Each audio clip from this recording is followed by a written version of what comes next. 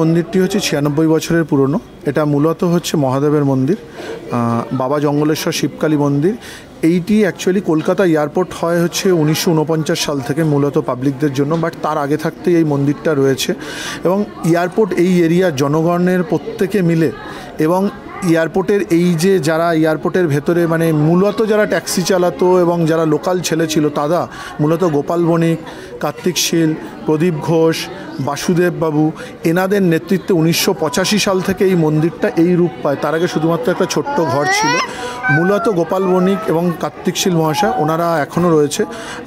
ওনারা আমাদের মন্দিরের এখনও কমিটির মানে সিনিয়র হিসাবে রয়েছে এবং আমরা জুনিয়ররা চেষ্টা করছি তাদের এই পরম্পরা বা ধারাটাকে এগিয়ে নিয়ে যাওয়ার জন্য, যাতে মন্দিরটা আরও ডেভেলপ হয়, কলকাতার অন্যতম ভালো তীর্থস্থান হয় এবং এই এরিয়ার যত জনসাধারণ আছে বা যারা অধিবাসীবৃন্দ আছে তারা আমাদের এই মন্দিরের সাথে রিলেটেড। আপনারা দেখতেই পাচ্ছেন এখানে কুমারী পুজো হচ্ছে। এই প্রথাটি আমাদের এখানে চলছে দীর্ঘদিন থেকেই এবং এছাড়া বছরে বিভিন্ন অনুষ্ঠান হয়।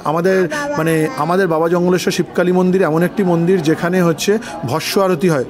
কলকাতা বা ওয়েস্টবেঙ্গলে আপনি খুব কম জায়গাতেই পাবেন যেটা মহাকালের আদলে ভস্য আরতি হয়। এছাড়া শ্রাবণ মাসে প্রতি সোমবার ভস্য আরতি এবং বিকেলবেলা বাবার বিশেষ আরতি হয়। আর এছাড়া প্রতিদিন মন্দির পূজা অর্চনা হয়। ভোর 5টার সময় মন্দির খোলে, বেলা 12টা অবধি থাকে। তারপরে বিকেল 5টা থেকে রাত 8:30 প্রতিদিন খিচুড়ি ভোগের ব্যবস্থা করা রয়েছে।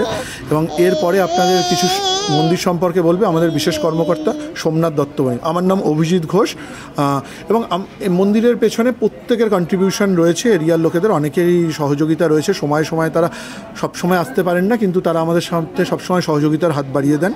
তো এরপরে আপনাদের সোমনাথ বাবু। আচ্ছা দাদা, এখানে এসে দেখলাম কুমারী পুজো হচ্ছে। এই পুজোটার বিশেষত্ব কি বা কেন হয় একটুখানি বলবেন? অ্যাকচুয়ালি রামনবমী এবং নবরাত্রি যেটা হিন্দুদের একটা মহা উৎসব, সেই নবরাত্রি হিসাবে এখানে কুমারী পুজো মানে বাচ্চাদের মধ্যে আমরা ভগবানের রূপ দান করে দেখতে চাই এবং সেইভাবেই পুজো করা হয়।